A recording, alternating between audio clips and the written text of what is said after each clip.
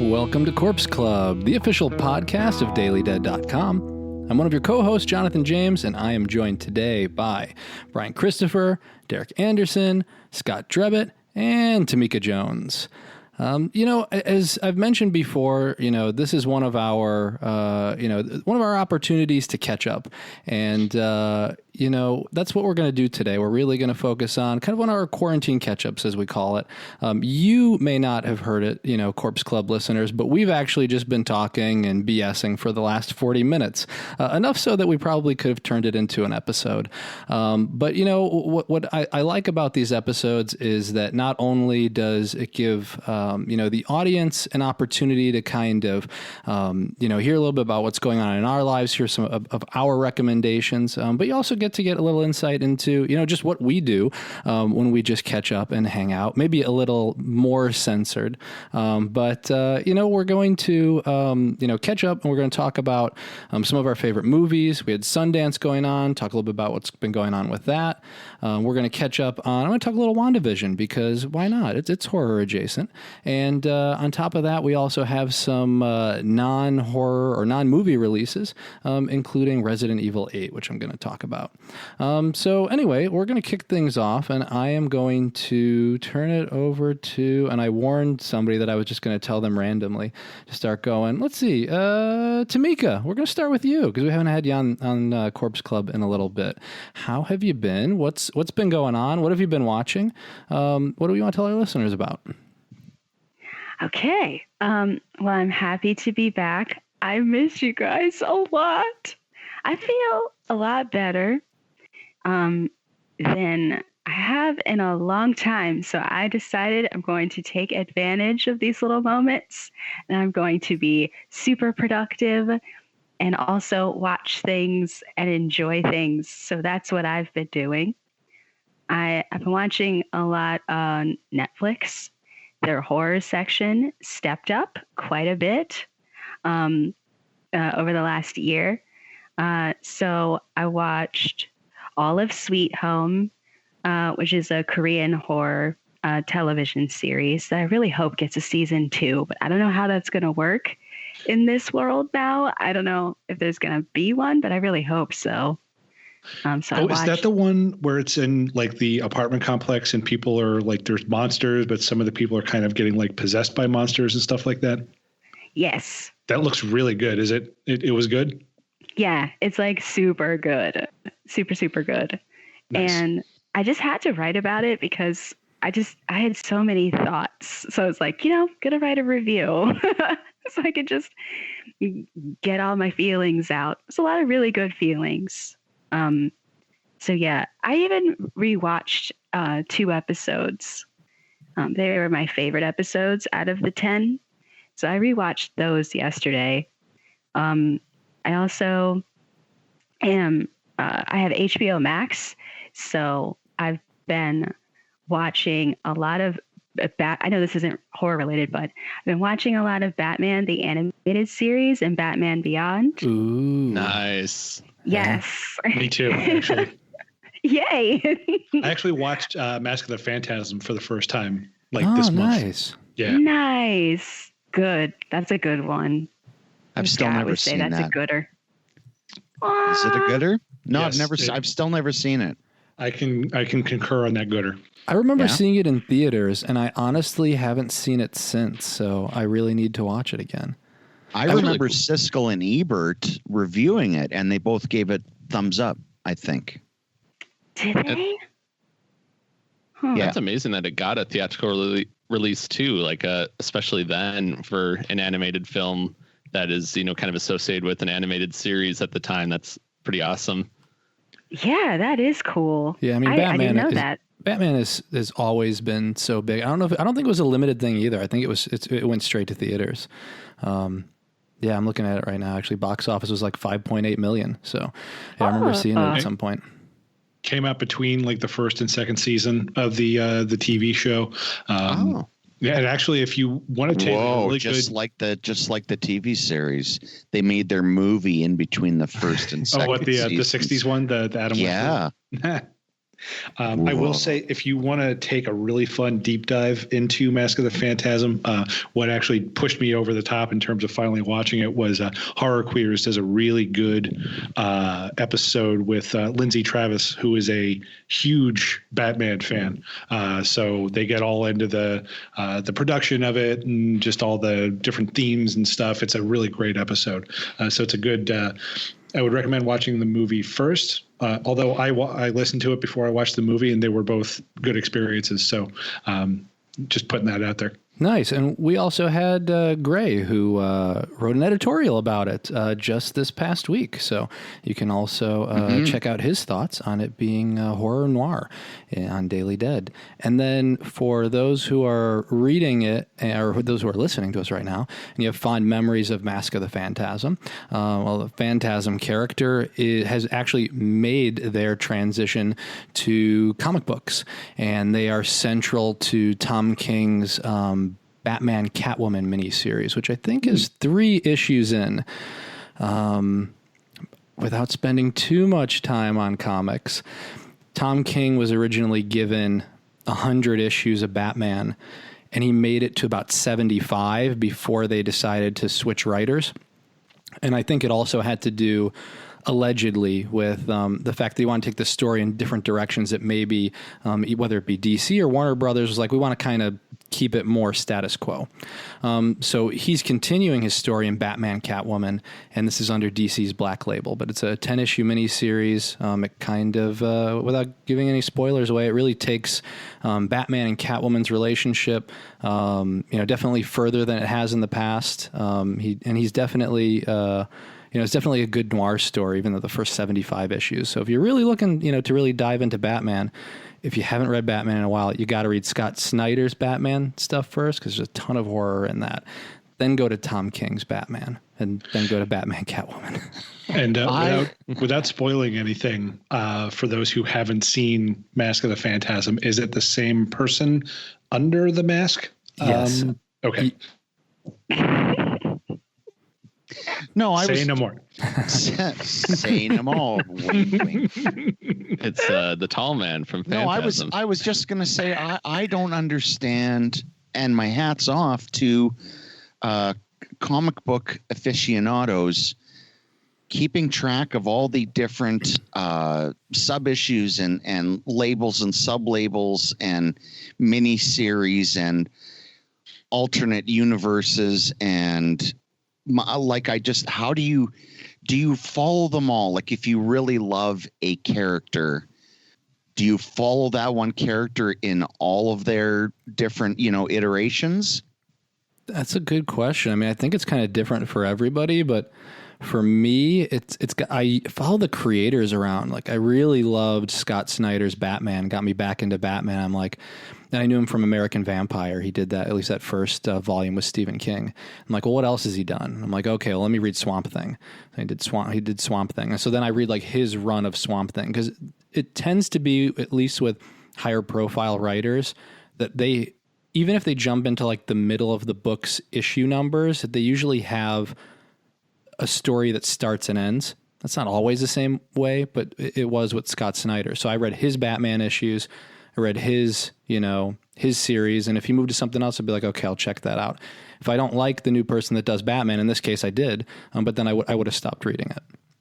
Yeah, I'm just with Jonathan there. Like, if I'm not invested in the story, then I'll definitely stop reading it and pick it back up when I am intrigued by what's going on. Tamika, do you have you been keeping up with any of the Batman comics at all? I know you said you were kind of getting into the different TV shows. The comics still on your radar at all? Or are you mainly sticking to TV? I wish that I had been able to, because initially, in this time last year, I was reading Tom King's run because I was trying to I was set up to interview him, but it fell through because he has some personal stuff to deal with, and then the pandemic hit. I kind of like lost my way as far as the comics go. But I recently, reacclimated myself to the TV shows, which has been really nice. So now that I feel like I'm kind of getting back into like quote unquote, I guess like the swing of things, I really definitely look forward to getting back into reading comics because I really like what DC is doing with the Black Label, because there's a really great run of the most recent Joker comic that is just chef's kiss. So I don't know how to even go about I guess I could order it online. Which Joker comic were you reading? Was it 3 Jokers? No. I'm trying to stay away from that because I want to read that on my own time. But it's an Elseworld story where Batman, I don't know. Okay, it's been out for, I'd say, a year and some change. Is that still considered a spoiler? Yeah, I guess it is, right? Yeah. Let's put spoilers out there, listeners. Jump ahead. What do you got? They need It's to okay. jump ahead like I'm 45 okay if you seconds? spoil this for me. Yeah, go ahead. Okay. I love that. You're like, Jonathan, no. Oh, sorry. I'm Jonathan, more you're worried about me than I am about listeners right now because they Sorry, can I skip. just assumed Jonathan knew. Yeah, they can skip. I can't unhear this. But no, I think she's talking about the story I read. So you go ahead, Tamika. Okay. So it's an Elseworld story, and Batman confronts the Joker, and he gets, I guess, poison. I don't know if that's the right word, but he gets poisoned with the laughing gas, and he kind of, I don't know how to explain it, but he and the Joker kind of like become one character. And so you get this really like dark, violent Batman Joker. He had this really cool, it reminds me of like a metal crown, but it's like, it seems almost like, I don't know how to explain it, but it's like attached to, so it like covers his eyes and there's like these spikes. Is this the Batman who laughs? Yes. Yeah, I was trying to think so hard. I was like, what's the title called? The Batman who laughs. Yeah. So good. I think Jared Leto should play it. I hate you, Scott. I don't know. Well, I don't know.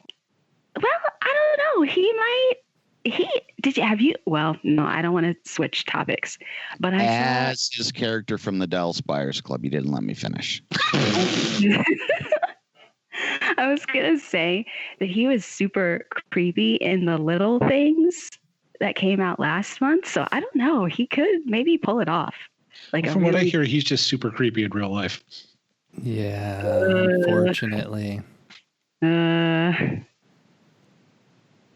glad you guys said it, not me. I just said his name. Were you like waggling a cigar while you were saying that? I'm glad you said it, not me. His eyebrows were going up. I heard the eyebrows. Oh, yeah.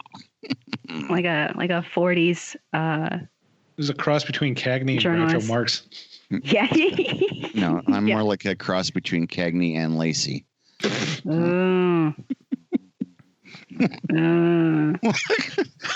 Well, is that a groan of disapproval Well, at I think that that's joke? the first time I've ever heard Tamika like, I don't know about that one. I Like know. usually she's on board for most stuff, but you managed to lose her, Scott. Said all those nice things about her. See? Hurtful. See, I'm on the That's wrong hurtful. side of Tamika. Like I said, I'm just on the wrong side of Tamika. Oh, speaking of nice people and switching to nice actors, who I'm happy to see get roles. I just saw this come across my phone. Pedro Pascal is going to be Joel in the Last of Us series at HBO. Oh. Ooh. I don't know what that is, but I love him, and I love him supporting his transgender sister. It's just amazing. Oh, that's cool. Yeah. Really cool. Nice. Yeah, He just seems like stand-up guy. He just seems like a great guy. Yeah. He really, really does. Yeah. For him, Okay. I will even watch Wonder Woman 1984 when it becomes free on the box. I will say he's probably one of the better parts of it, which is, not a great thing to say about a Wonder Woman movie. But yeah, he's really good in it. I second that. Also, we could be like Derek and I can share my password with you. We can share passwords. I don't know. It just doesn't have that same ring to it if it's not an 11-year-old kid that you're taking it from.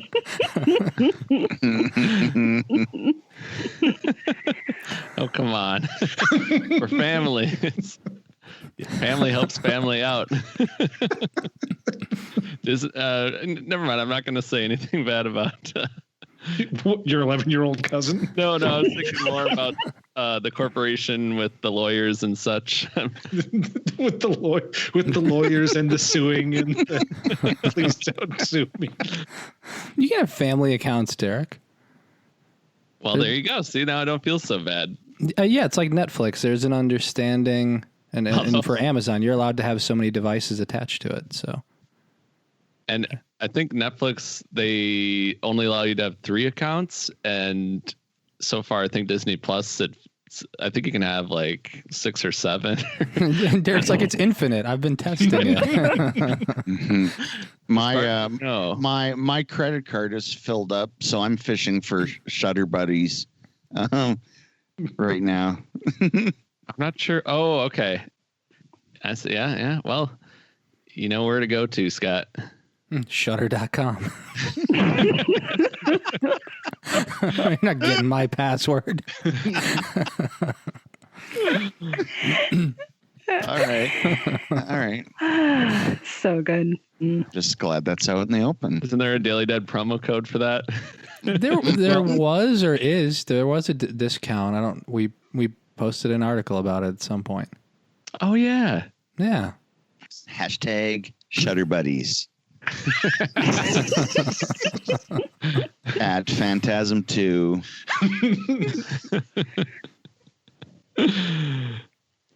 Okay, so this is a good point. We're going to turn it over. Tamika, thank you for the interesting topics. Oh, you're welcome. Any chance to talk comic books is a good opportunity, or I'll take the opportunity, I should say. It was informative and entertaining. Yes. Oh, good. Good. But yeah, it's what I've been doing. What about everyone else? I'm sure Jonathan was he's gonna ask who. No, I just wanted to see who was going to go. No, I actually wanted the awkward silence for a minute to see if somebody would just take the initiative. And Scott, you did. I'm clearly capable of leading a discussion. Derek and I just stepped right on backwards. Yep. So Scott, what do you got going on? What have you been watching? What do I have going on?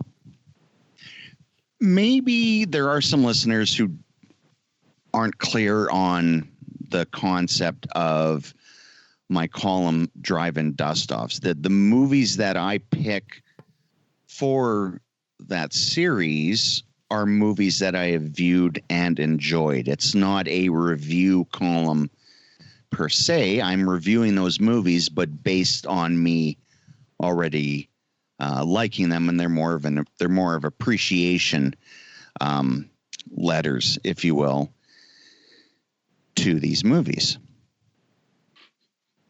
So I just wanted to say, are we coming to a point, or it's a disclaimer? it's not so much a point as I don't know where I was going with it. Is this a request for listeners to please going. Stop recommending crappy movies? No, I know where this is going. I assume that you've had a dry spell of good movies. Whoa. Oh, sweet Jesus, and thank you. Yes. The point I got you, Scott. The worst part is I knew that was his point. You got me, boo. Thanks, Brian. And I was chatting with Jonathan about this, and I was chatting with Brian about this, but the week last week was just horrible. I went through 6 movies before I ended up on a movie that I liked well enough to write about. Oh boy. Which I did. So that's the longest I've gone in between movies that I've watched for the column before I stumbled upon one that I liked. Just so I just wanted people to know that. They're like, well, this guy is a softie for every movie that he reviews. Well, no, I pick these movies because I like them. Trust me, I watch a lot of shitty movies that shouldn't be seen by anyone. And I just pick the ones. You do the hard work for us. I pick the ones that I hope people will like. And this wasn't to shine any kind of spotlight on me. I just wanted to point that out. And Scott, that's rough too, because if you're anything like me, I do a similar thing for, when I'm trying to highlight stuff, but I will give a fairly wide berth when it comes to, like, if I find something good to talk about, like, I'll usually find a way to kind of like roll that into, a full installment of a column. So I can only imagine the movies that you had to see to go through 6 of them and be like, I just can't. Well, and some of it, and we all go through this too. Some of it is just a good old pandemic malaise as well. Everyone's more anxious. You start to watch a movie after 20 minutes, if it's not grabbing you, you're like, okay, next. Right. And with streaming, it makes it impossible not to do that almost. The movies that we end up watching are the ones that end up grabbing us right away, or we already have a previous interest in. But it is fun to dive into ones that you've never even heard of, that you're sure no one's even heard of, and watch for a bit and go, that's interesting. I've seen that now. When's the last time you feel like that happened? Oh boy, there was one. Let me pull up my letterbox. Good and bad, because there was one that I watched just recently on Netflix that is fantastic. Okay, and my recent I haven't even logged some of these movies in, but stuff like there was one called, I think, Terror at the Wax Museum, but it's not what you're thinking of. There's one called The Transparent Man, I think. Just, there's these ones, sometimes a 62-minute time is alluring when you're picking out a movie to watch or even write about, but especially to write about, but even just to watch, sometimes, and those are a treat. And I'm always looking for like those ones, the 50 sci-fi ones, which, I mean, there is a basic template that runs through them all, but every once in a while you come across ones that have a little bit of their own character, so something like that is fun to come across, sight unseen, that turns out to be okay. And then sometimes you get 6 in a row where you're like, no, this is just not good, and I'm not finding any good things in this to write about, and I should stop looking in this one place and turn to another place and look for good things there. So I do got to go back and ask, with The Transparent Man, like, is he not quite invisible, but you can see through him? Like, you know me, I might even be making up that title. I have to go into my notifications and see. The Translucent Man. Let's see where I posted my movies. And there's The Opaque Man. Who's to say? Just a man? Now, and I may be saying, and I'm probably saying Translucent Man because I'm currently in the middle of watching The Boys right now. Well, in all fairness, that's you a gooder. You didn't say Translucent Man. Derek said Translucent Man. You said Transparent Man. Oh, did I? Do what I can do to get Pop confused. Oh, keep up the good work. I don't know what. Anyway, it was terrible. If I come across it, I'll let you know. It was terrible. But the good one, the really, really good one, I believe it's Filipino. It could be Thai. No one crucify me, please. But it's on Netflix, and it's called The Queen of Black Magic. Oh no, that's Indonesian. Are you talking about like the original one from 1981? No, this is Or the the- remake. So I'm Okay. assuming it's They're both Indonesian as Indonesian. well then. Yeah. Okay. I've never seen the original, but I watched this one and my God, it's fantastic. It's full of great gore. It's a little slow to get off the ground in the first third, but then once it gets going, it doesn't stop. And it's great. If you have a thing about bugs and centipedes, I would stay away. There's a lot of centipede action in this one. So I also watched Queen of Black Magic because I've been doing. Well, I won't say what it's been part of because that's going to be my thing. But I will say that for me, the Queen of Black Magic was about 2/3 a great movie.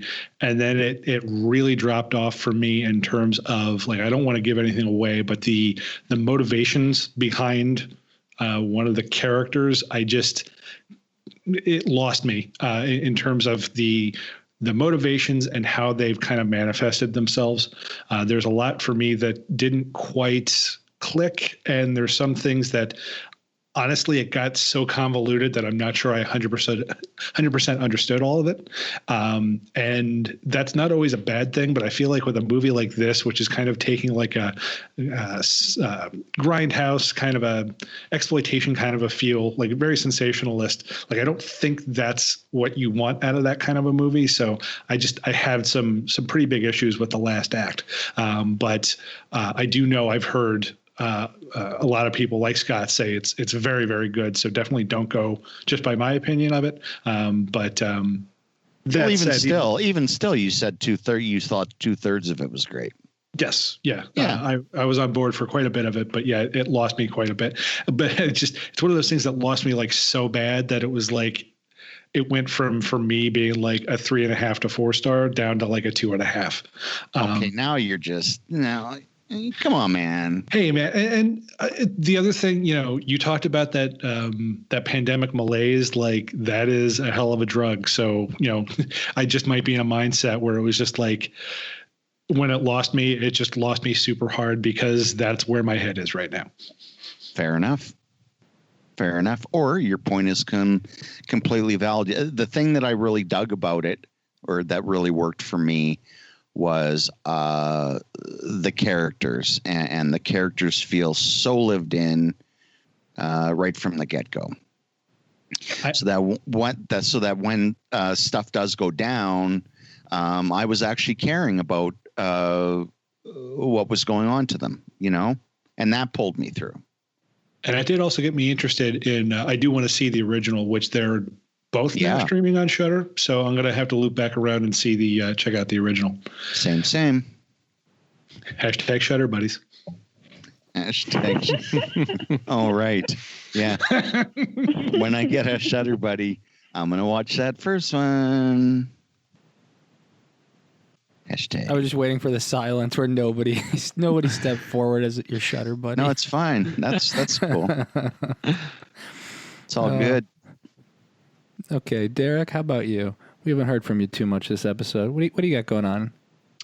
Well, I'd say primarily the show I've been watching lately with my sister and brother-in-law is The Umbrella Academy on Netflix. And it's one that, kind of like The Boys, I've heard a lot of good things about. It kind of subverts the superhero genre in some ways. And Jonathan, you mentioned it's kind of like X-Men, and I can definitely, now that you've mentioned that, I can definitely see that similarity. But we're 8 episodes in, so we're not quite done with the first season yet. But it's like every episode has just been so much fun. And I don't even know if I would really call it a superhero show either. It just feels like it's genuinely its own thing, but it's been really fun to kind of unravel the mystery behind the core of the first season. And there's this apocalyptic storyline, and it's been really fun to watch everything come together throughout the first season.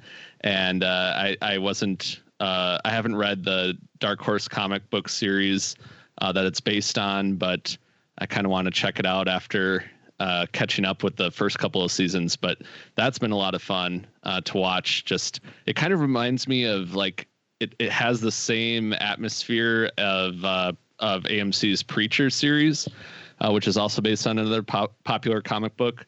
But it feels like it's kind of like Preacher, but a little more. I don't know. It's a little more like laser focused, I guess, on its story, where it feels like it's just moving along at like a quicker pace. So it's been really fun to dive into that world. Yeah, this is one of my favorite shows. Too. And Talking Monkey. Yeah, no, this is one of my favorite shows. They do X-Men better than the X-Men movies. I can't wait. We got season 3 coming up soon, hopefully. Hopefully not too soon. I got to catch up. I feel like I can't catch up on any shows. There's too many things to watch. Yeah, there is definitely content overload. I'm feeling it. And I think, to take us off course just for a minute, but I do think that, like, in some cases I'm like, oh, I'm missing out on this or that, or like, sometimes I'll have, friends or family who will be like, oh, like, why haven't you caught up on this? I'm like, I got, 100 other shows and movies that people are suggesting. So, we're getting to this point really where, and I'm not trying to make us sound more important than we are. But the thing is that you are going to actually everyone's mic's on now. There we go. I know, right? You are going to be paying more attention to what people are recommending, whether it be, critics in their reviews or podcasters or social media, because you literally don't have enough time to consume media. So whether it be, a trusted critic or whether it be your friend, if they see something and they're like, I don't or Brian. Or Brian, I don't think you're going to like this. Dicks. It might be like, okay, well, like I can save myself 2 hours because I have like 2,000 hours of content to catch up on. It's going to be a real thing. So I don't know if there's a word for it yet, but there's definitely some like anxiety from the fact that, like, I still have stuff from 2020 to catch up on, and now we're in 2021, and I just feel like the more content that's coming out, that stack's just going to get longer. It's like my old Blu-ray stack, like my old movies, like that thing I try to make a dent in and it comes back. It's like the Hydra. Dusty. Yep. Well, I think what we need to realize firstly is how important it is what we do in the grand scheme of life. And then once we've settled on that, right. I'm like, here comes the punch. Here it comes. No, I have no punchline. I have no punchline for that. You know what? It's here's a little secret. It's fun to watch shit and write about it. It's as simple as that. It is also, for me. It's funny how easy it is to forget that sometimes, though. Like, yes. I'm sure everyone on this call has had that day where it's like, or multiple days where it's just like, it's an obligation. And that was why last year, for like the last 5 months of the year, I needed to take a break on Catalog from the Beyond, because I was just like, I just can't devote brain cells to one extra thing right now. And so, it's good to be able to kind of take a second and try and put that into perspective, Scott, because like everybody on this call is doing it because we enjoy it. And we're kind of in a time of our lives right now where it's really hard to pull the joy from things, just because everything right now is almost just like geared. It's almost just like, it takes so much effort just to find joy that sometimes you almost like don't even want to make the effort. I know that's been the case for me sometimes. And that can kind of wind up being a kind of a vicious cycle of sorts, where it's just like, I don't have the energy to do the things I love, so I'm not getting any joy out of the things I love. So I'm just kind of getting more depressed. So all that to say, I didn't mean to take it down this dark corner, but I think, Scott, you kind of hit the nail on the head in terms of remembering, like, we don't necessarily have to put all that much on it. Like, it doesn't have to be all that deep. It can just be something we're doing because we do enjoy doing it. And we all love horror movies or horror comics. It's that's the important thing, is to remind yourself why you do it in the first place, and not get so like, not get so far into your own mind sometimes with it, and just have fun with it and be like, oh yeah, this is what I did for fun, before writing about it for, pleasure as well. So it's a good reminder. It's like one of those post-it notes you need to have like at your desk or something. Like, remember, you are having fun. Oh no. We are watching. Morale will improve or the beatings will continue. Is that the saying? Yeah. 0 days without an accident. And yes, dancing around naked to the Lawrence brothers singing is perfectly normal at the age of 30. Right? It's wait, what was that part about the? Well, I had to guess on your age. I overshot it. You're close. You're not far off. I am a 90s kid after all, so That's right. I don't know about I don't know about everything about that statement, but I do appreciate It's okay. the You speak your truth when you're ready for it. I appreciate Not that. before. So you're saying when it's time to do a spin-off Lawrence Brothers podcast, the green light's all ready to go. You have the passion, that's for certain. That sounds like a stock audio clip from Scott. When somebody listens to this, it's going to be like I took a quote from Scott from an old episode and replaced what he just said now. It's like that episode of South Park after Isaac Hayes died, and they just like intercut a bunch of old chef clips for all of his dialogue. Oh man. But and in addition to the Umbrella Academy, I've been continually watching the new Stan series on CBS All Access, and I'm not completely caught up with that, but I'm like through the first 6 episodes now. What is that? If I may ask, what is that?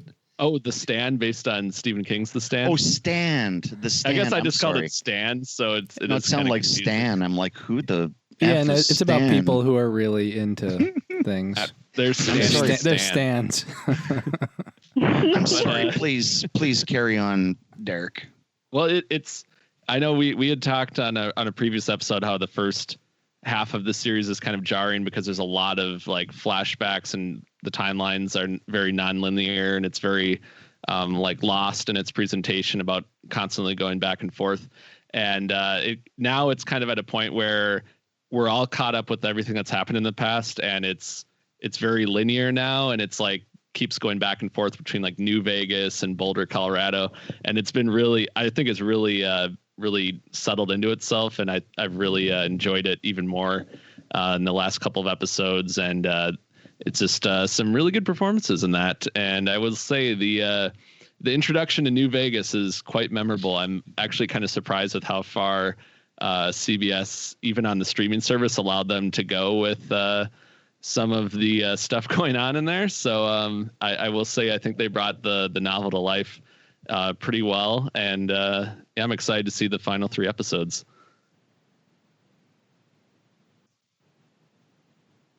I have seen none of it yet. But judging from the reactions I've heard from many people, I'm not missing out on a lot. There's a lot of frustration. Yeah, it's a the streets. polarizing adaptation, I will say. But I think I don't know if they lost viewers, like if anyone's still watching it, because the chatter about it online has like been drastically reduced the last few weeks. But I think if you stick with it, it's hard to say like just watch the first 4 hours and then it gets even better. Like it just, Oh, wow. But I will say it does. Like it really, like they're doing some really cool stuff with the Dark Man, and I just think there's some really interesting stuff in the later episodes. So what you're saying is like we got this awesome triple feature of movies. Well, actually, just the last one is awesome. The first 2 are shit, but you're gonna love the last one. But I wonder, like, do Maybe. any of you have an example of a show that was like really bad at the start? And I haven't seen The Stand, so I don't know if it is. But then it picks up so much in that back half that it's worth watching.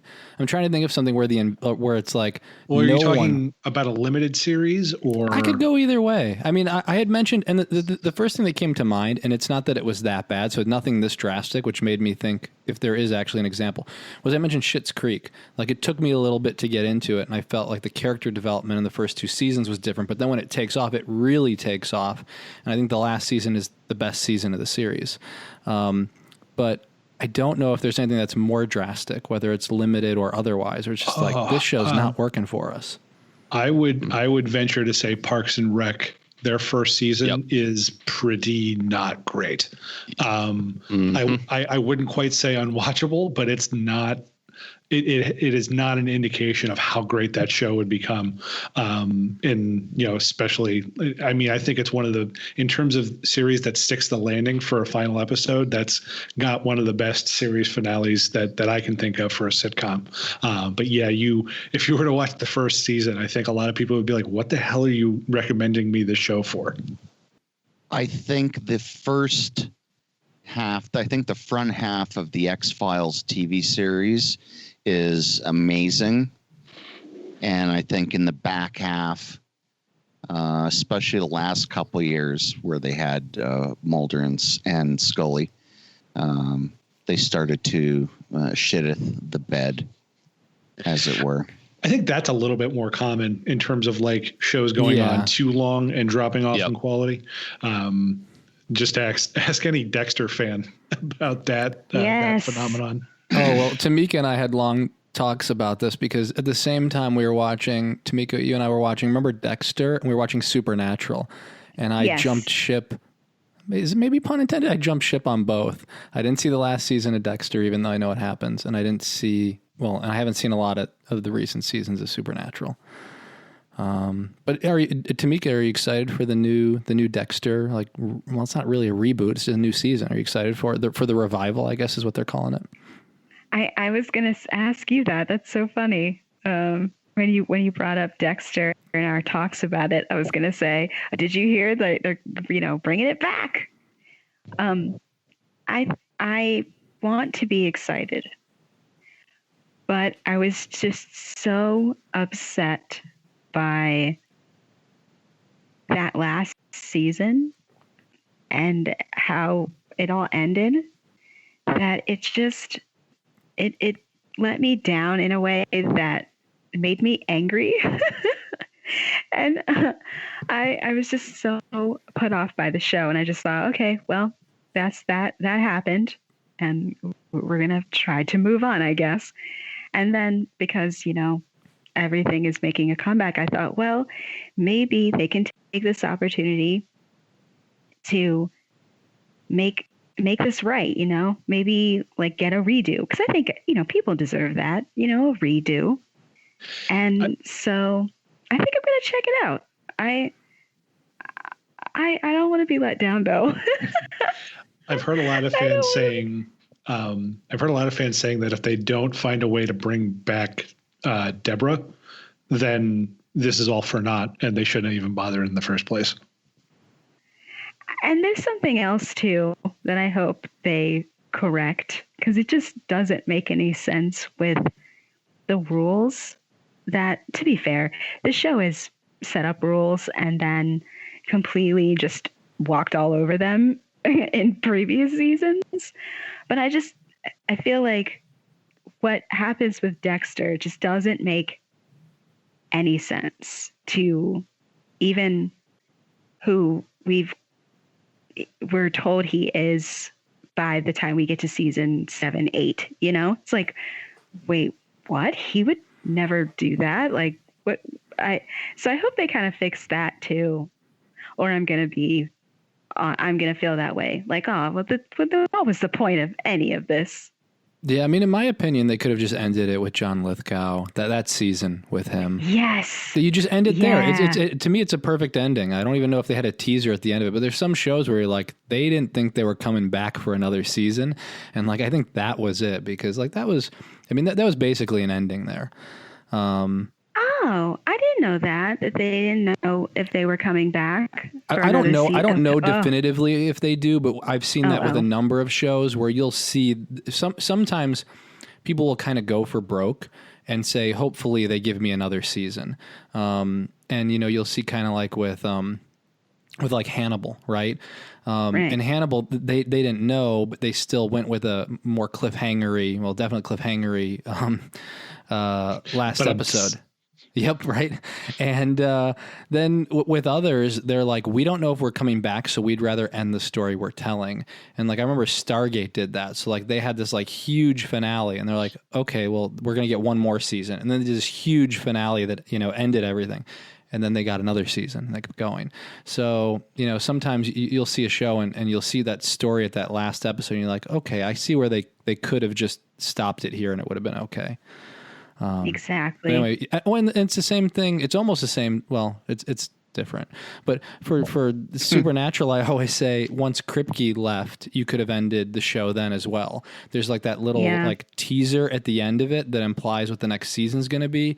If you remove that like little like 1 minute segment from it, that's the story he wanted to tell, was those 4 or 5 seasons. I will say that how it ends, okay. You know, I can be good with that.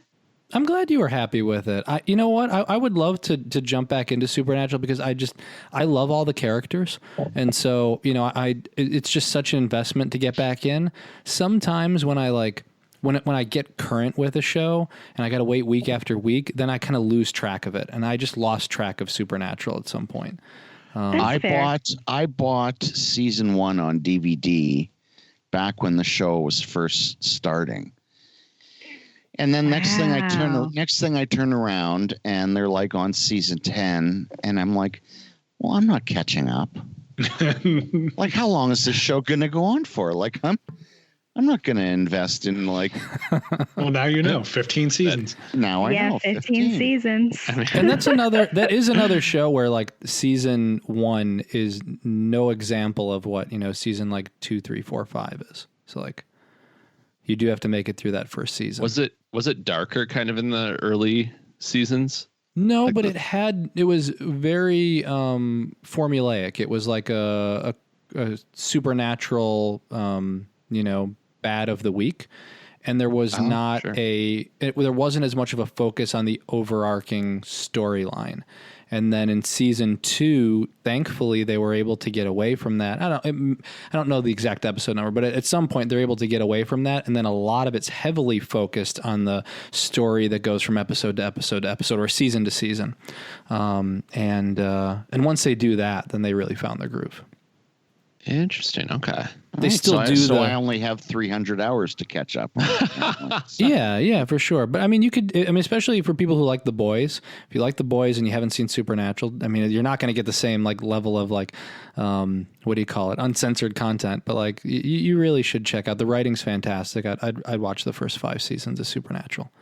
Easy, and if you like that, keep going. Tamika did, and a lot of people did, and sadly I missed it. I saw a couple seasons, but. So at some point, are there any double elastic man hand jobs like there is in the Boys? I was wondering for a minute where you were going with this. And I'm like, 'cause I forgot about that scene in The Boys, and I'm like, what is Scott saying right now? I'm like, oh no, he did bring this back to the topic at hand. I thought. And for our listeners, if you hear like some random comment that I clipped in from Scott, you know he was censored. I heard double hand, and I was like, oh. Well, when it gets to the listeners, they're going to hear the double hand holding scene from The Boys. Yes. At least but it's going to be real choppy. At least make it something colorful from a movie or something. No, it's staying in. We're keeping our explicit this episode. It's a badge of honor. Well, I didn't say fuck. You did now. Well, he only said it once. Do we have the same rules as PG-13 movies? Can he have one without the E? Or? Yeah, actually, if you just hold one, I think as long as the second one is not uttered. Oh man. Both Scott and my head is about to explode right now. No, I'm good. Okay. I feel a lot better. Great. You could pull a Die Hard and you could say father. I only said it because Jonathan had already slapped the E on. Yeah, I had. Now we know it was taken away because we get the one, like PG-13 movies. So it wasn't the double-fisted Elastic Man hand job that put the E on. I mean, we'll have to take it to the there's not an MPAA for podcasts. Maybe there is, and I'm sorry for if there is one, then we don't know about it. But we need an arbitrator. Yeah, we're not taking this to anybody for a review. A neutral party. Yeah, neutral party is, and when everything goes quiet, then I'm like, okay, now it seems like it's a good time to move on to Bryan. So, fucking A, right? I knew somebody had it. Yeah, what have I been up to? So I've actually been sticking to my guns with checking out that 11 weeks of Shudder. We are on week 3, so I've seen 3 of the movies so far. Really liked one, thought one was okay, really didn't like another. So you already heard about the one that I kind of liked in Queen of Black Magic. I don't want to spoil anybody's good time with the one I really didn't like, so we'll focus on the one that I did. And this is, it's a French name that I'm probably going to butcher, Vincent Paronnaud's Hunted. So it's kind of a twisted take on Little Red Riding Hood, and it's about a woman who is kind of working out of town for her job, and she goes out to a bar, starts flirting with a guy, and it turns out this is not a very nice guy, and he and a kind of a lackey who you realize he is very deeply emotionally abusing and manipulating, start chasing her into the nearby woods, and it turns into this very intense, kind of very fraught cat and mouse game. And it just takes some pretty dark turns in terms of really getting into just all the ways that toxic masculinity can go wrong. And it gets pretty savage. It gets pretty brutal. But there is a very kind of like cathartic, I would say, showdown between the protagonist and our main baddie. I do also find it interesting that, they're kind of doing, it's Little Red Riding Hood. They actually managed to hire a guy who has very wolf-like features. And so, yeah, it's a pretty wild ride. There's a couple of choices that I might not have made had I been making this movie, but at the same time, I don't get hired to make movies. So I think by and large, this is the best one I've seen out of this series, and it's not one I would go into lightly because it is very intense, but I do think it's worth a watch. Nice. Yeah, I remember we had talked about I had talked about doing this keeping up with the Shudder premieres too, and you're a better man than me because I have not watched any of them yet. But I did watch The Dark and the Wicked last year, so I feel, and that's coming out later in February. So you're ahead of the curve. I feel like I can cross one off the list. But no, that's encouraging to hear because Hunted's the first of those premieres, and it's the first one I will check out eventually. So I'm looking forward to checking it out. And yeah, it looks like they've got quite the lineup too for the second half of those premieres. So it looks like Shudder's going to be keeping us busy here the first third of the year. I'm glad that you're shining a light on. I haven't seen it yet, but I'm glad that you're shining a light on it and that it's good because, if you go by just the basic synopsis of the movie and by the title, this is one I've already scrolled by it. You know what I mean? Mm-hmm. So I'm glad that there's positive word of mouth on it because it's kind of got a strike against it just by its nature of its premise. Well, I mean, it's been like on paper that's been done, taking Little Red Riding Hood and turning it into like a twisted version of that. That's basically describing the movie Freeway from the 90s. I don't know if anybody remembers or has seen that with Reese Witherspoon and Kiefer Sutherland. Yes. There's definitely some parallels in terms of kind of what they're doing with it, but they're very different movies. Like Freeway is very dirty, grimy, and just kind of like, this is like Freeway is one of those movies that if it came out in the 70s or 80s, you would see it in a Grindhouse movie. Yeah. This is, I would say, a little bit more, I don't know. I think it's a little pretentious to say artfully done, but they're giving more, they're giving a little more weight to things like cinematography and stuff like that. So they are kind of a little bit more, conscious or cognizant of the art side of it. I believe that they bring it. Mm-hmm. I'm glad, because what I'm saying is that just the base, a woman gets chased in the woods. Mm-hmm. I'm going to be, and a lot of people would be flipping by that. And so I'm glad that it's that there's substance there. Yes, there's definitely some stuff to be found. They're certainly not like, changing the game with any of this stuff, but it's very well executed, and definitely worth your time. Oh, I don't need you to change the game. I just need to be entertained. Yeah, I kind think of Prime too.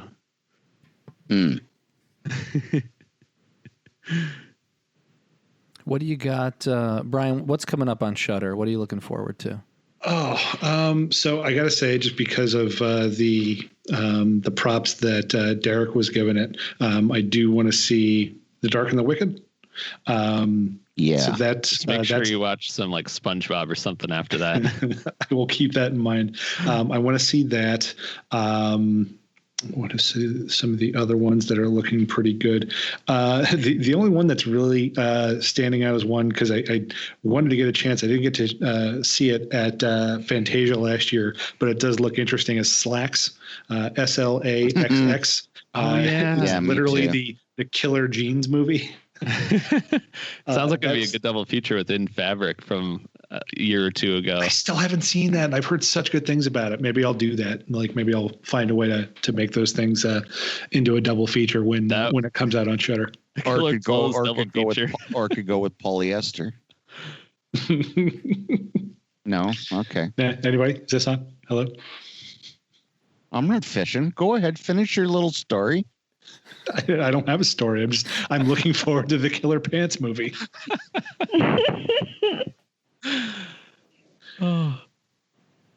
Is it related to the?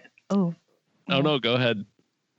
I was also going to make a silly joke. I was going to say, is the Killer Pants movie related to the Killer Couch movie? Oh, there's a Killer Couch movie? I know there's a Killer Bed movie. I know there's Deathbed, but I didn't know there was a couch in the mix. Yes, and it has, and the little buttons, like are they called buttons? I guess in the couch, like in a couch, like when it kind of dents in. Those little pincushion buttons. Oh, sure. Yeah, and those are its eyes. Like that's supposed to be its eyes. It's like a lazy. It's a lazy boy. What is he? Couchy from Pee-wee's Playhouse? Thought it was Cherry. Sorry, Cherry. But with a taste for blood. With a taste for blood. What is the name of this movie now? Because people are going to want to know this. Okay. Let Brian finish, and we'll keep talking while you search for it. Yeah. Brian, what do you got? I will also say I'm kind of interested in next week's movie, or I guess by the time you hear this, it will be out already, After Midnight. Yes. I'm really looking forward to it. I didn't realize the Vincent Price flair was genuine. That was more like Grandma from Tampa. Yes. Yes, I'll have the peach cobbler. Yes. So it looks like something that we're getting a little bit of, like, I don't know, psychological I don't know. Well, I'll just read the synopsis. 10 years into his small town storybook romance with Abby, Brea Grant Lucky, Hank, Jeremy Gardner from The Battery, suddenly wakes up to an empty home with nothing but a cryptic note to explain why she left. Hank's charmed life begins to fall apart. To make matters worse, Abby's disappearance seems to trigger the arrival of a ferocious creature that crawls out of the old grove at the edge of his property. I like that idea for some reason because I'm getting like the Descent vibes. Because I think what I like about the Descent so much is that it's a movie that it was already terrifying before the creatures ever showed up. So this sounds like something where we're going to get something like that, where there's going to be kind of a lot of like really funky, dark setup before we ever see whatever this creature is going to be. So I'm definitely intrigued. And who made that again? Sorry, Jeremy Gardner, I believe, and Gardner. Christian Stella. I think they co-director on that as well. But they worked together on all of Gardner's stuff. And ever since seeing The Battery, gosh, it's already been like 6 years ago or 7 years ago. That was another like first Daily Dead coverage item. Yeah. So I'm excited back for memories. this. And I think I might be wrong, but I think like the title is kind of an allusion to the Richard Linklater like Before Sunrise trilogy. Oh, really? If I remember, I might be reading into that, but I thought I read that somewhere. So I don't know. I could just be totally putting two things together there. But either way, yeah, I'm really excited for that one too. Well, regardless, if you did make that up, I think we need to like make that a thing though. Like let's spread that rumor around if it's not true. Right. Get the hashtags ready. Hashtag Shutter Buddies. I knew it was coming back to that. Hashtag Shutter Tamika, Butters. do you have our killer sofa movie? It's interestingly enough called Killer Sofa. It came out in 2019. Brilliant. Direct. I like it. Oh, I wish I Searing, could send you guys passionate. a picture of the poster. Oh, I'm just gonna look this up. Killer Sofa. Killer Sofa. You from can also 2019. throw in Microwave Massacre. Oh yeah, we covered this. We totally covered this. I remember this picture. This basically, but it's not a sofa, which is weird. It's a recliner. It is a chair. That's true. Yeah, it's a lazy This is boy. basically, when we've done our like Zoom, when we're doing our Zoom movie watches, like that's basically my recliner. Like that's pretty much it. It's pretty damn close. Oh my god! I saw this poster. looks I'm like, ridiculous. that looks really familiar. Kill I'm trying to come up with a title that should be instead of Killer Sofa. Lazy Die. I don't know. Well, you'll all be happy to know it's free on Tubi. So watch away, folks. Watch There away. you go, Killer Sofa. If you take Nice. one thing away from this podcast, it's Killer Sofa. And I reach out assume to that's me. going to be the picture on all of the outreach on this episode this week. Derek, don't forget. Seriously, don't forget. We're going to catch up with me. We're putting Killer Sofa on. Front and center. Okay. Stop the press. Yeah, stop everything you're doing, Derek. We're going to focus on finding the perfect Killer Sofa image. All right. We have this in Good high luck, res. 'cause they're I all could print gold. this thing out. Yeah. Yeah, I mean, I think if you're going to go with one, you need to go with the one that for some reason has a woman writhing seductively on the killer chair, which is also a killer sofa. Oh, I missed that one, but now I see it, unfortunately. No, I found the image, Derek. I already found it. We're good. Just remind me not to forget. now what? I got a question though. Why do we roll our eyes at the idea of a woman rolling suggestively on an ottoman or a sofa or a settee, whatever it may be, but we're absolutely fine with a woman pouring V8 juice all over herself in Ninja 3? Because I haven't heard of that until you just said it. You haven't? Are we all fine with that? I don't think. Don't sign me up for this, Scott. Oh no! It's a canon movie. Ninja 3. I mean, I know what it is. I do Yeah. know what it is. Yeah. Oh yeah. I mean, I'm not saying I don't believe you. I'm just saying that, like, it's not like I've been walking around going like, hey guys, did you see that scene in Ninja 3 where the girl was pouring V8 juice on herself? That's high art. I'm just saying we take that as a matter of fact and we have a laugh about it and we move on. No, That's but all I'm saying. again, Scott, I haven't been taking that as a matter of fact. You should. It's very important that you understand this. For Scott, this is the world. Like everybody's seen it. Everybody accepts this. Yeah. She makes out with this guy and they pour V8 juice all over each other. That sounds while they're having disgusting. sex. I hate VH juice. I hate V8 juice too. And there's nothing aesthetically pleasing about it whatsoever or erotic. So again, you're also saying you don't accept it. So I reject your premise. Oh no, I accept it fully. I was just stating facts. Okay, so now the post about this is going to have a picture of the killer sofa and B, a picture from Ninja 3 of a woman getting V8 juice poured down her. I'm not committing to the Ninja 3 image, but well, killer sofa was enough of a stretch, okay? Yeah.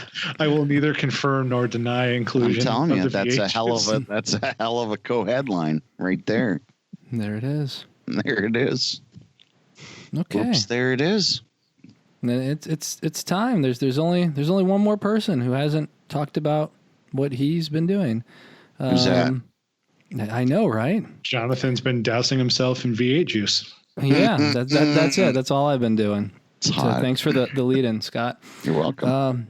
But yeah, the first thing, as I mentioned at the beginning of the episode, that I wanted to kind of call out was Sundance, because I think the Sundance had record numbers this year because obviously it went virtual, and many people from around the world who could check it out who aren't able to fly to the event.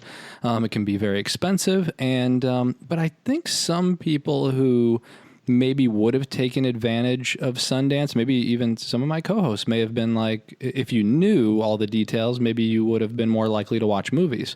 Because as a lot of the festivals, even virtual festivals go, a lot of them do require you to purchase certain passes. And then for things like South by, if you go to the event, that can cost hundreds of dollars for a pass, or there's like a big registration process if you want to register as press. If you don't register as press by a certain period of time, then it's kind of hard to get tickets. But with Sundance, it was super easy. So like I didn't have a press pass, didn't apply because I know that Heather did and a few other people from our team had. So I know they had it covered. But, we ended up running a clip for The Blazing World from Carlson Young. It's her first feature. And I saw the clip and I'm like, holy shit, like I want to see this movie. So like, how do I do this? I'm like, I go to the website and it's like, well, there's virtual tickets available because of course, like there's not going to be, it's not going to fill up with seats. So it was only $15. And so any movie you wanted to see, I mean, maybe there's some exceptions, right? But for like most of the movies and like they're like quote unquote like midnighters or horror movies, if you wanted to see them, it was $15 a pop. And we just watched it at the which is, because it had a, specific start time. So we watched it at our start time, just kind of like if we were going to the movies. But I thought overall it was a great experience. I know that, a lot of festivals have kind of done the hard work in transitioning to digital. So Sundance could learn from a lot of that. So the quality was good, the audio was great, and I only had a chance to check out one movie. But had I known how easy and cheap it was, I would have checked out a few more, at least. So I had a chance to check out The Blazing World, and Carlson Young. A lot of people might know her from Scream and the Scream TV series, and she directed a short film also called The Blazing World. And it's just really, the movie is really impressive. I'm really excited to see what she's going to do next. It was, kind of an Alice in Wonderland type, movie. But visuals were really impressive. It's got Udo Kier, who's great. The sound was fantastic. And so, yeah, so like I said, overall, it was kind of like a sensory overload. And as long as you have a good setup and, are kind of watching as a captive audience member, it was really interesting. So I kind of wish that this had, come out when, people were physically at the festival. But hopefully this will get some kind of limited theatrical release or something like that. But definitely something to keep an eye out for. And we also have plenty of Sundance coverage on Daily Dead. So if you want to see what Heather thought about this movie, or some of the other great movies that screened, her and Zofia both covered Sundance for us. So just make sure to hit that up on Daily Dead to see what you should be keeping an eye out for.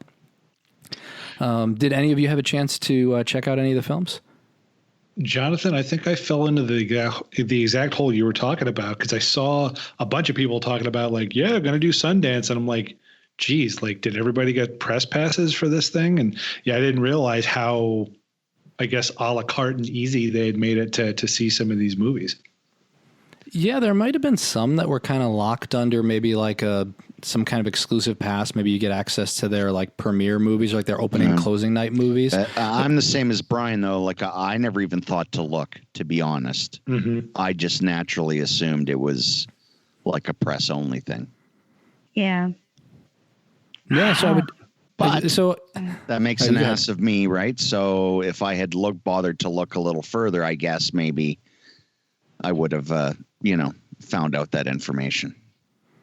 Yeah, so, you go ahead, Derek. Oh, I know a lot of the feedback. I kind of totally forgot about that too, and I know the feedback was, people really liked being able to kind of watch it from home. So a lot of people are hoping that even when it does go back to in person, that they keep the hybrid option available, at least for most of the films. I'm sure there'll always be like an exclusive, like in Park City screening, but it'd be awesome if like a lot of, just because who knows when it'll be completely safe. Like if people need to stay home, then if they're immunocompromised or, live with family that is more susceptible, maybe they can watch it from the safety of their own homes. And I know that South by Southwest coming up here in March, they're doing it all virtually, and I believe it's going to be, kind of the same thing where like it's more open to everybody. But I don't know exactly how that works either. But I think it's kind of just a little more easier to watch it just from the comfort of your own home. Yeah, I mean, I had mentioned this on an earlier episode, but I think that festivals, having to react to the pandemic, like they're setting up technical infrastructure. They're figuring this out. We're not going back. Some festivals might try to have more exclusive events, but when you think about Sundance, like if they can make, X dollars with their, in-person event, and they have a whole other revenue stream because now they have this digital component. Why would they not do it? And I get if you don't want to do it for certain movies that studios may want to lock down, but for movies that are looking for exposure, you do a 24-hour window for a movie or something like that. I mean, it's just additional revenue. You can split that with the filmmakers if you want, and they could try, it'll help them with recouping some of their costs, up front before an acquisition. So I definitely think we'll see it continue in some capacity. I haven't looked into Sundance or into South by yet, but I'm definitely going to take advantage of that as well. And they just announced the Midnighters slate. I know, Jacob's wife. I didn't mention that last time we got together, but I'm super excited for that. And I do need to mention, Scott, I think I might have mentioned this to you on Twitter, but in talking about the Blazing World, I believe it was Heather made some positive connections or allusions between that and Phantasm. So yeah, I think that's going to be something. Right. Yeah, I think that's going to be one we need to check out. Yes, definitely. Yeah, it's definitely a dreamy. It's definitely a dreamy movie. So like I said, I think there's a lot of things to like. I wouldn't even say it was polarizing, but I understand there are some people that didn't care for it. And, and I think this is a movie that demands your attention.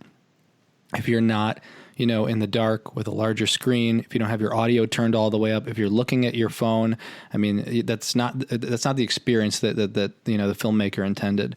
So this is definitely one that was like a sensory overload, and that's part of the experience. So yeah, I hope you both enjoy it. But yeah, so like I said, I had fun taking part in Sundance a little bit virtually because I don't get the opportunity to in person. Heather usually, takes care of that for us. And so I had fun doing that. I've caught up on a few movies. I finally, Christy and I, because I was going to go right into the name of the movie. Christy and I have gotten into horror movies a little bit more because I had mentioned, obviously my grandfather passed away still not too long ago. We were dealing with stuff for COVID. I didn't want to, watch heavy horror movies, and in some cases any horror movies. We're watching comedies, and we've been watching, as I take us off track again, we've been watching The Amazing Race, like a lot of The Amazing Race. Like we had never seen it before. And so we've been watching The Amazing Race to like live vicariously through the people who are racing. So like we've been watching that. It's on, what is it, on Hulu? There's 31 seasons or 30 seasons. So yeah, that's kind of like the international. Well, I guess I could say International Survivor, and they're going around the world too. But it, yeah, definitely. I remember watching a lot of that back in the day. So you're saying you want to, you're living vicariously through them. So you want to be like participating in The Amazing Race? Well, one, we would do it. Now that we've watched it, we're like, we'll apply and do it. But also because they're going to like all of these locations where we'd be like, we either have been there or we want to go there. So we're vicariously traveling with them. Because, I mean, my hat's off to you. I mean, I would be applying for the Amazing Couch. Yeah, I couldn't do any of one leg of those journeys. Interesting. Yeah. Any of them. Yeah, we're going to apply for it. It was on, I put together my annual New Year's list because that's what I do.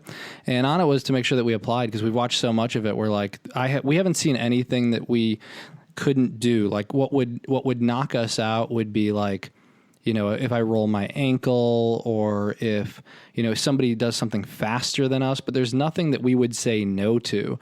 Like one of them that people like had real difficulty with was like eating like 2 pounds of caviar. And I'm like, I can eat 2 pounds of caviar. Like it wouldn't even be a thing for me. Or you saw some, I saw some things right there. Yeah. So like some people couldn't handle that. So there's like the eating challenges and I could get through all of those. I'm not worried about it. And then they have the, you know, the physical challenges, any like skydiving, bungee jumping, like any of that stuff wouldn't be a problem.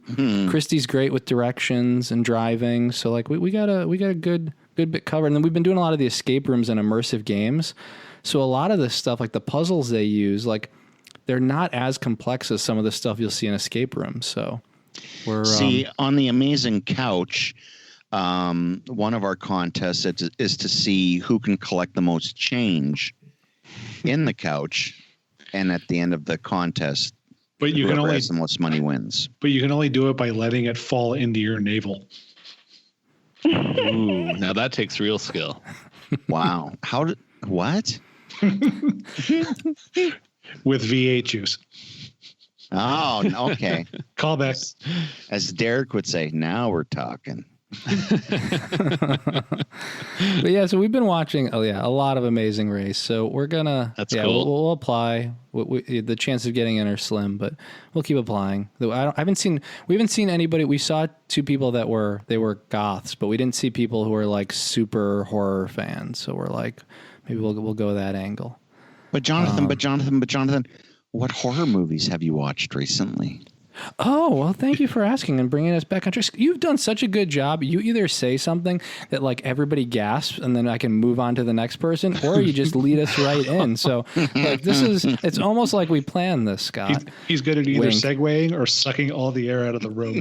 But so either way it works. Either way it works. Perfect. So we have seen, which I hadn't seen earlier, and it had been on my list forever, Gretel and Hansel. Okay. I still need to see that. Still haven't seen it. And it's funny too because this is what was a January release, and those January releases sometimes will like sneak up on you, and then you forget about them, and then it's next year already. We saw it. I get why it's divisive. I really enjoyed it. Style over substance, but it's got a lot of style to it. So, you know, I mean, it's a PG-13 movie. So I kind of knew what I was getting into, and I can understand why I really would love to see what it would do with the R.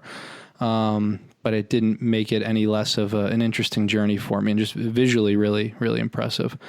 So yeah, I would. It's on Amazon for free. I don't know if in Amazon CA, but in the US one it's free. So yeah, check it out. Nice. It is. Yeah, that was in that 2-month period. I think it's crazy because like that was on 2020 favorite list, and I'm like, wait a minute, I thought that was like 2018 because of the way time warped last year. Yeah, that was part of the vortex, pre-vortex. So that means it came out right around the same time as Underwater, which I also couldn't believe had come out in 2020. Yeah, it's I'm not. It's been a long year. I'm not big on Oz Perkins, but I find him interesting enough to keep going back. Do you know what I mean? I find his films slow but meandering slow, not slow and involved. This one, That's how they get me so far. this one almost feels to me like a stage play. Like this, I think this movie definitely has that feeling to it. And for some of those, like for some of those movies, even if they're, you know, they're slow burns, like I'm fine watching those. It's not something I want to watch over and over and over again, but I'm glad I watched it. And that's how I feel about this one. I agree, both with kind of Scott's take and yours on Osgood Perkins. Just like The Blackcoat's Daughter was one that I'm very glad I watched. But it's also one that, like, I don't really see myself being in a big rush to go back to. Not because there was anything I didn't particularly enjoy about it, but it's, for me, that's one of those movies where I watched it. It gave me what I wanted at the time, but it's not going to be anything that, like, I don't think it would reward me with additional viewings. But yeah, I would, like I said, I think it's a short movie too. It's only like an hour and a half. So I'd recommend checking that out. And then I watched I watched one Gap movie, and then I watched one movie I hadn't seen in a while. So my Gap movie was The Old Dark House from Hammer. I've seen a lot of Hammer movies, but I actually hadn't seen that one. And I just bought the Mill Creek box set. A lot of people got in on that. Like, it was going all over Twitter where there was like that discount deal site that had it for like $25, and it went as low as $14. There's 20 Hammer films on it. Some of them I had before from their individual collections, but there's 20 movies on it. And The Old Dark House was William Castle, which I knew, but I didn't realize it was a Hammer production. And obviously James Whale did it in the 30s, and so this is there's source material. I don't know if it was a novella or it was a full book, but it's still based on that. But this takes a very like Walter Mitty style approach to it, and I didn't love it. It doesn't feel like Hammer, and it doesn't exactly feel like William Castle. So I was a little let down. I'm glad I watched it. I liked the way it all kind of worked out, and I did have some takeaways from it. So like, even when I say I didn't love it or I didn't enjoy it, it just means I won't watch it again and again. But I always find things, you know, that are worthwhile. And in this, I'm watching it, and like I said, a couple things come to mind. How like I really feel like they were trying to get like Danny Kaye or Jerry Lewis for this, and they couldn't. And the guy they have in the lead just isn't able to really punch up the comedy. And while it is like a weird mix of horror and comedy that doesn't necessarily play at the right points in time, it feels like it inspired movies like Clue and Haunted Honeymoon. Like specifically Haunted Honeymoon. There's a weirdness to this movie that I see in Haunted Honeymoon where I'm like, they must have seen this at some point or used it as reference. So I really do like going back to other movies and being like, okay, so this inspired, you know, X filmmaker to you know, make their movie. And so yeah, it was worth the watch. And I have some more, you know, Hammers to dive into.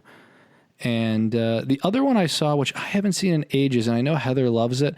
It's been on my list to rewatch it. I hadn't seen it since I was little, and that was Vamp. And I'm in the same situation. I haven't seen that in like 25 plus years. And, you know, and when watching it again, and it didn't make like a super huge impression on me when I was younger for whatever reason, but like Vamp is so great. Like, I'm surprised like Vamp does, and I know why, I guess, which is where I'm getting with this. Like Vamp should come up in the same conversations as Fright Night and as Lost Boys. Like it should be a triple feature kind of with those three movies, because I do think that they all feel the same. I can understand maybe why you would say the quality isn't as high, maybe the production value isn't as high in Vamp, but the movie's fantastic. And what I think it usually comes down to, and what I attribute to a lot of these movies kind of getting at least lost a little bit in pop culture, is a distributor, right? When you look at Fright Night, it's coming from Sony, and they release Blu-rays and DVD editions. So that thing's regularly being released. And even more so with Lost Boys. When a new format comes out, whether it be DVD or HD DVD or Blu-ray or 4K, Warner's is releasing their horror movies out pretty quickly. We haven't seen Lost Boys 4K yet, but it was one of the first movies out on DVD, as was Creepshow and The Shining and whatnot. And so they keep those movies alive. But with Vamp, it was from New World Pictures, and then it was with RLJE, and they've done a great job at preserving, movies and keeping some of these going, whether it's Elvira or Hellraiser, but they just don't have that same reach. Long story short, you should watch it. And I really did love it. And then again, talking about movies that inspired other movies, I didn't realize how much this movie inspired From Dusk Till Dawn, but it obviously really did. Oh, for sure. Yeah. Yeah. And which is weird because that's so unlike Quentin Tarantino to pull from other movies for his stuff. Yeah, I know, right? And Vamp is available because I have it from Arrow, and it's a great Blu-ray. Can I have it? Yeah, probably.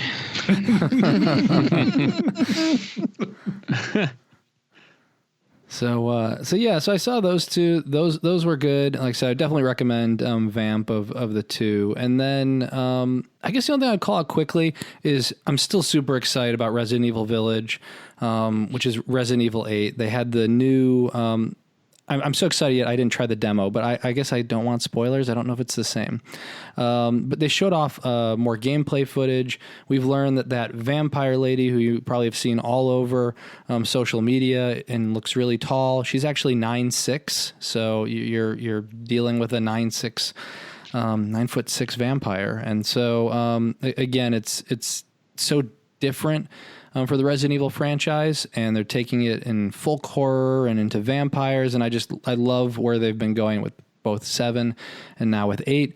They've announced it'll be out in May, and they do have a somewhat playable demo on the PS5, but I kind of just want to play the game, so I'm not sure if I'm going to jump into it. We get it, Jonathan. You have a PS5. That wasn't even why, and then as I said it, I was like, I shouldn't even have mentioned that part. Oh, snap. Jonathan flexing. It was an unintentional flex. And of course, those are the best flexes of all. Right? And of course, I'm going to finish with something that's super horror, but not. It's comic books. And I'm going to talk about WandaVision because I've been watching a lot of WandaVision and rewatching it. Have any of you seen WandaVision? I haven't started it yet. Yeah, I'm holding off until they're all out because I feel like that's going to be one that's just going to frustrate me if I need to wait. I also am aware that it's going to be well spoiled for me by the time I actually get to see the whole thing. Most of what I know about WandaVision is people basically wanting to punch other people in the face because they can't shut up about it for 5 minutes. It's so bad that what we're doing is, I talked to Christy about it, and I'm like, we have to get up at 3 a.m. so that we can watch it. And I'm like, but this is going to be until Disney changes, and I hope they change the time that they release. But until they do, my life is going to be Friday at 3 a.m. I'm going to wake up every Friday because for the rest of our lives, there's going to be a new Marvel TV show and a new Star Wars TV show every week because they've announced about 10. So I can't, I may just have to give up and get spoiled. But with WandaVision, some of these surprises are really, worth not being spoiled over. So we're going to start watching it. Hey, Jonathan, come on over to the amazing couch. We have room for you. Oh, nice. And I don't have to stay up as late because of the time zone difference. That's right. Yeah. But yeah, WandaVision's good. Super geeky. Like I'm surprised how I'm surprised how not straightforward this is. Like for the average person, Like, I mean, you have to remember what went on in Age of Ultron. You have to remember, what's gone down from at least all the Avenger movies, and start patching together little pieces. And they have Easter eggs or things that pay off in future episodes that if you know the comics, you might be able to figure things out. Even I had to Google an occasional thing because I couldn't remember it. So even if you've been reading comics all your life, you may not catch all the things they're throwing at you. And they're not doing it necessarily in a way just to be clever and say, look what Easter eggs we can put in here, because it adds to your knowledge and enjoyment, but it's not required. I'm trying to think about what I want to say without spoiling anything. WandaVision is important because we didn't know if it was going to be kind of a throwaway show or it was required viewing if you watch Marvel movies. And after we're 4 episodes in and we're about halfway through, it's required viewing. It's not like, we're doing the big stuff in the movies and we're doing, secondary stuff as the TV shows, at least in the case of WandaVision. Like, I think what's happening in the show is going to inform like the next 5 to 10 years of Marvel movies. It's not like when the Ropers left Three's Company. They just went and did their own thing. Like that. Who knows? That might actually be referenced in WandaVision if they're doing the classic sitcoms. I feel like Scott was just chomping at the bit to get that one out. We had arranged for that ahead of time. I told him I'm going to talk about WandaVision, and he had sent me this. He's like, what if I say that? I'm like, oh, that's great. You actually only started watching WandaVision to be able to set Scott up for that joke. Exactly. He's like, really, it would be great, Jonathan, if you could watch WandaVision. Well, that's it. The old curtain's pulled back. Yep.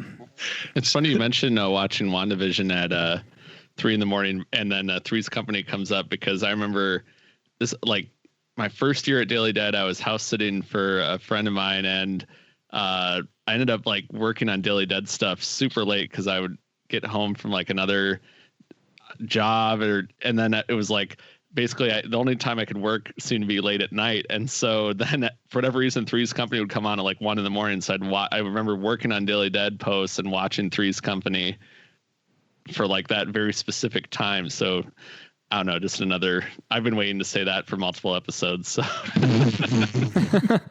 Well, so that's actually a good point in terms of the 3 o'clock thing. Does that, do you think that enhances the viewing experience for something as kind of trippy as WandaVision? Does seeing it when you're probably half out of it make it that much more trippy?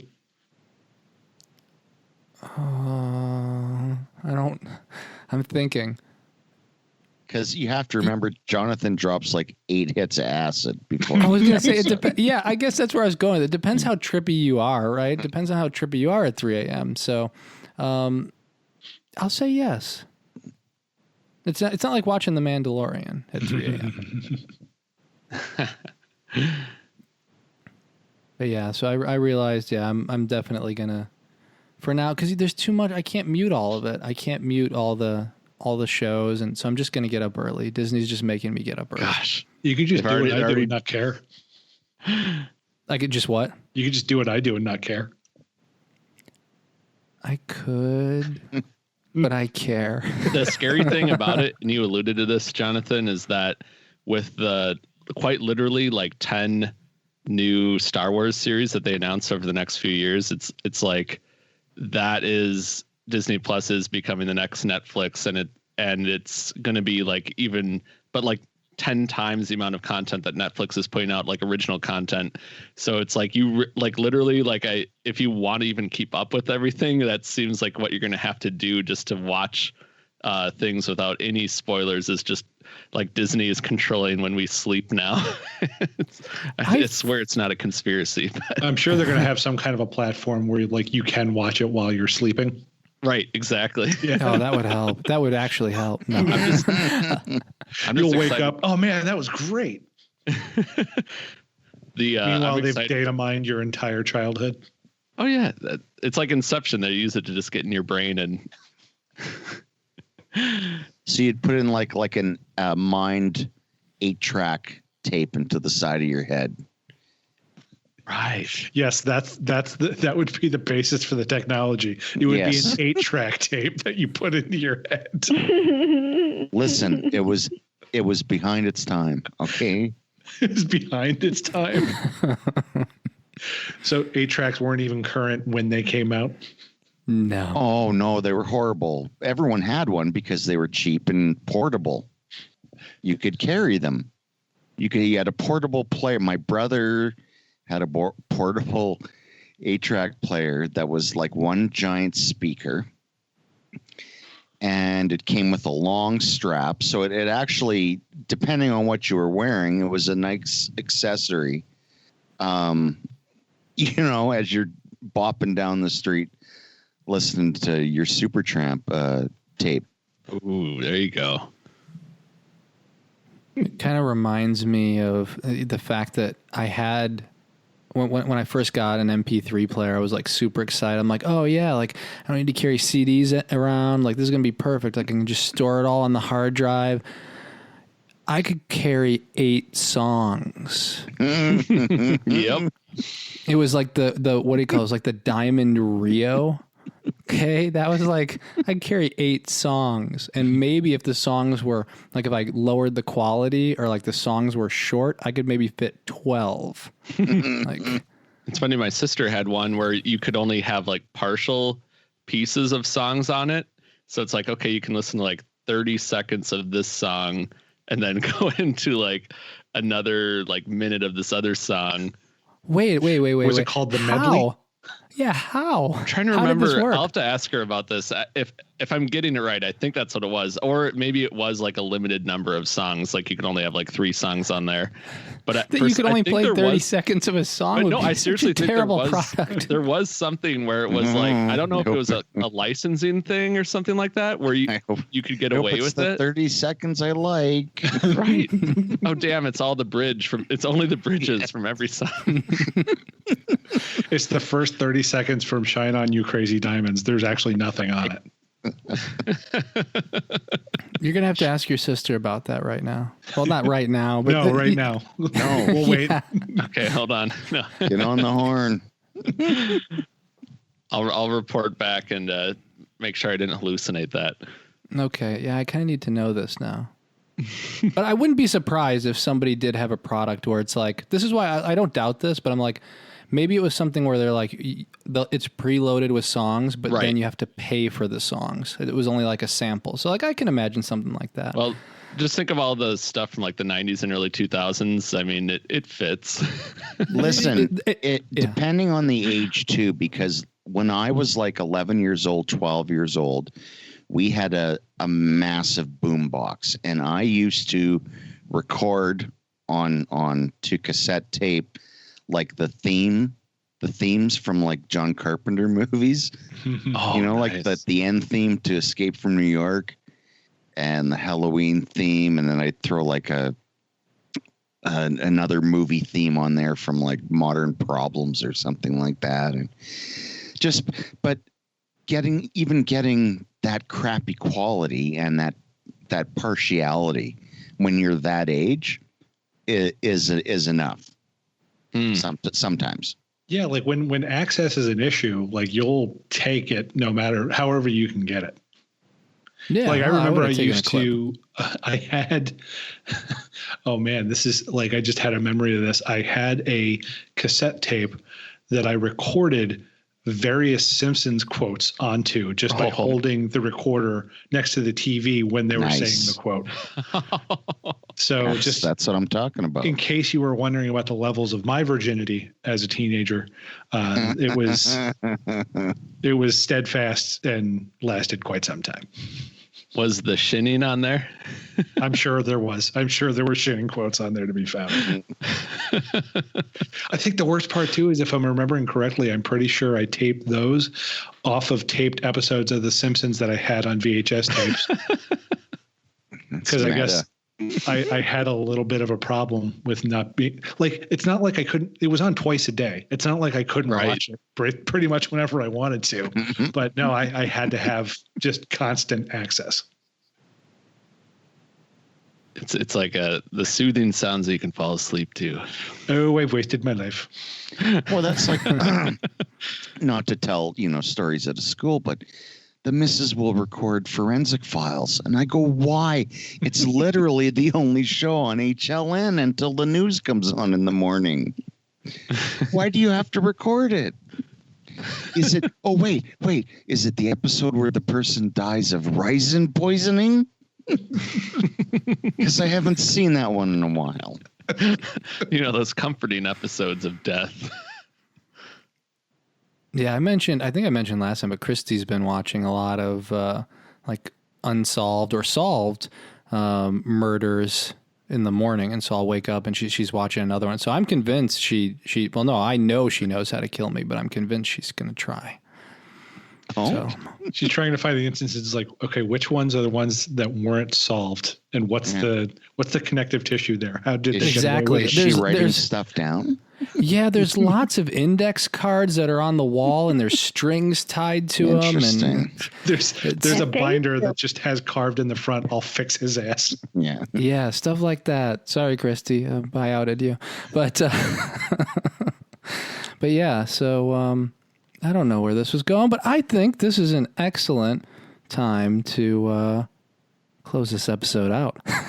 Why not? As we're approaching the 2-hour mark, it is always a joy to catch up with my co-hosts. And thank you so much to our listeners for tuning in. I hope you are all staying safe and staying healthy. As I've mentioned in past episodes, it's a given, right? Times are tough, and and for some people, they're getting hit harder than others.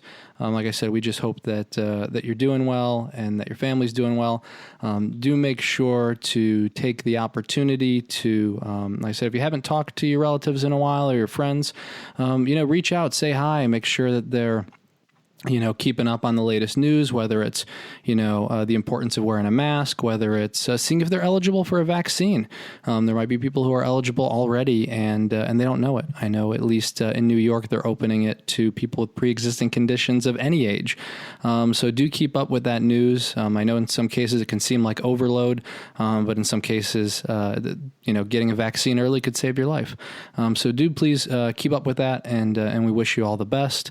It is, Black History Month. We will be doing some kind of giveaway on Daily Dead as well, but I'll extend that to Corpse Club, and similar to what we were doing in the past, we will be donating any Corpse Club membership money that we generate in this month to charity specifically helping Black communities. Make sure to visit corpseclub.com if you're interested in signing up. You can become a member. It'll, we have different options, which include getting a pin, getting a t-shirt. You can pick an episode topic if you want to, hear us talk about whatever. Any topic, for the most part, I'm going to put within reason, we're game for. Scott and Bryan, they may be up for any topic. I'll say within reason for me. But head over to corpseclub.com. You can also check out our episode backlog. Before I forget, I do want to thank Bryan, our engineer, who helps us out each and every episode. And, and something else to make sure of is, something we can use help with always is if you haven't had a chance, rate and review us on Apple Podcasts. Those ratings and reviews really help. They get us more listeners and allows us to keep doing what we're doing. You can also find us on Google Play, which I think is converting over to YouTube, but we're on YouTube as well. And we're on SoundCloud and your favorite podcast providers. That also includes more recently Amazon Music and Spotify. If you want to get in touch, you can reach out anytime. We're at contact@corpseclub.com. We're on Twitter @DailyDeadNews, and we're at Corpse Club, and we're on Instagram and Facebook under Corpse Club as well. Thanks again for listening, and until next time, stay scary.